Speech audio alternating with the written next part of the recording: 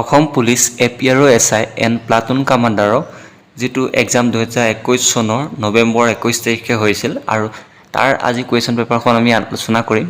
গতিকে বলকচোন ভিডিঅ'টো আজি আৰম্ভ কৰোঁ। প্ৰথম কুৱেশ্যনটো দিয়া আছে, হু give Mahatma Gandhi the title of Mahatma? Mahatma গান্ধীক মহাত্মা উপাধি কোনে দিছিল? বাল গংগাধৰ তিলকে দিছিল নে, জৱাহৰলাল নেহৰুৱে নে, গৌতম বুদ্ধই নে, ৰবীন্দ্ৰনাথ টেগৰে দিছিল?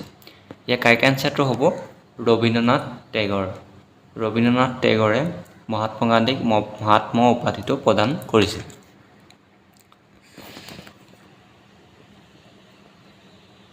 নেক্সট কুৱেশ্যনটো হৈছে, what bill did the Ahoms ring after winning the war? আহোমসকলে যুদ্ধত জয়ী হোৱাৰ পিছত কি ঘণ্টা বজাইছিল? শংখ, বৰঘণ্টা, জয়ঘণ্টা, ওপৰৰ এটাও নহয়। ইয়াৰ কাৰেক্ট এনচাৰটো হ'ব জয়ঘণ্টা। আহোমসকলে যুদ্ধত জয়ী হোৱাৰ পিছত জয়ঘণ্টা বজাইছিল। 3 নম্বৰ কুৱেশ্যনটো হৈছে, what is the current member of Lok Sabha? লোকসভাৰ বৰ্তমান সদস্য সংখ্যা কিমান? 543 নে, 544 নে, 545 নে, 555? ইয়াৰ কাৰেক্ট এনচাৰটো হ'ব 543।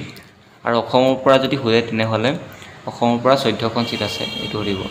অসমৰ সদস্য সংখ্যা হ'ব 14। ইয়াৰ আমি 4 নম্বৰ কুৱেশ্যনটো চাম এতিয়া। 4 নম্বৰ কুৱেশ্যনটো দিয়া আছে যে 90% of one horned rhinos' is found in?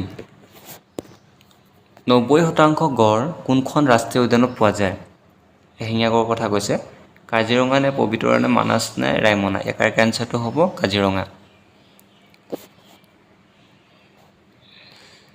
5 number কুৱেশ্যনটো হৈছে, the national anthem of Assam is written by?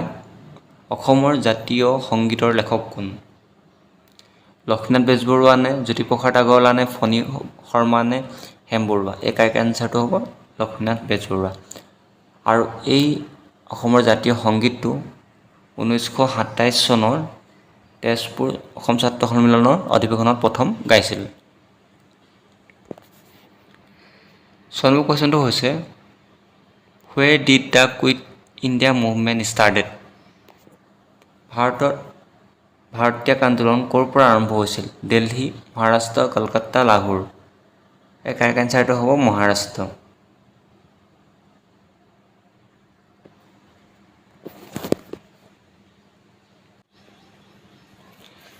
7 number কুৱেশ্যনটো হৈছে, when did the first battle of Saraighat begin? শৰাইঘাটৰ প্ৰথম যুদ্ধ কেতিয়া আৰম্ভ হৈছিল? 1671, 1682, 1645, 1671? এই কাৰেক্ট এনচাৰটো হ'ব 1671। আৰু আহোমৰ সেনাপতি কোন আছিলে? লাচিত বৰফুকন। নেক্সট কুৱেশ্যনটো হৈছে, when did the first battle of Panipat begin? পানিপথৰ প্ৰথম যুদ্ধ কেতিয়া আৰম্ভ হৈছিল? 1542, 1526, 1514, 1555? এই কাৰেক্ট এনচাৰটো হ'ব 1526।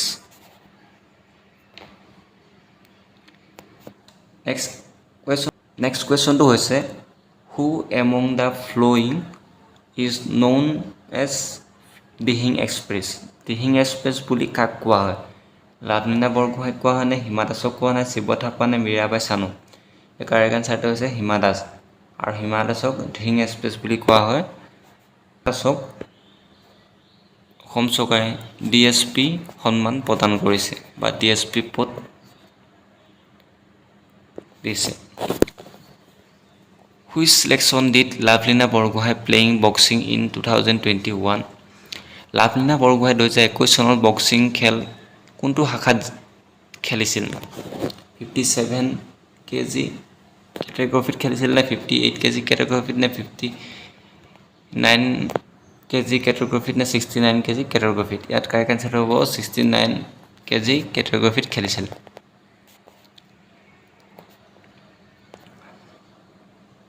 নেক্সট কুৱেশ্যনটো হৈছে 9 number, famous football player Messi belong to which country? Messi এজন ফুটবল খেলুৱৈ আৰু তেওঁ কোনখন দেশৰ সেইটো সুধিছে। ফ্ৰান্স নে আৰ্জেণ্টিনা নে পৰ্তুগাল নে ইংলেণ্ড? কাৰেক্ট আনচাৰটো হ'ব আৰ্জেণ্টিনা। 12 নম্বৰটো হৈছে Argentina is in which country? Argentina কোনখন মহাদেশত পৰে? এছিয়া, আফ্ৰিকা, দক্ষিণ আমেৰিকা, ইউৰোপ? এই কাৰেক্ট আনচাৰটো হ'ব দক্ষিণ আমেৰিকা বা ছাউথ আমেৰিকা।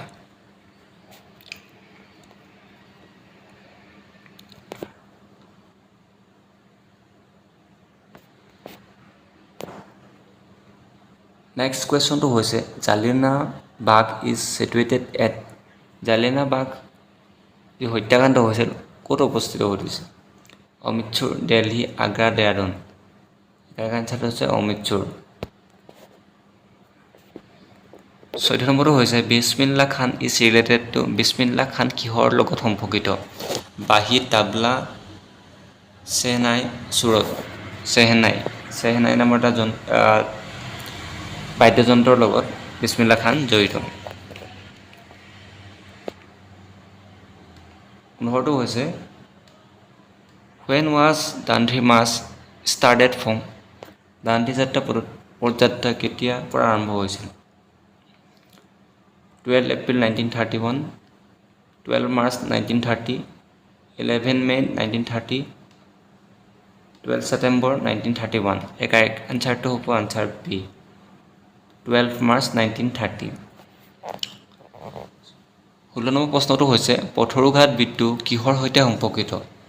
যি পথৰুঘাটৰ কৃষক মৃত্যু হৈছে আমাৰ নগাঁৱৰ পথৰুঘাটৰ, এই কৃষক মৃত্যু কিহৰ লগত সম্পৰ্কিত হৈছে? সেইটো হৈছে এগ্ৰিকালচাৰৰ লগত।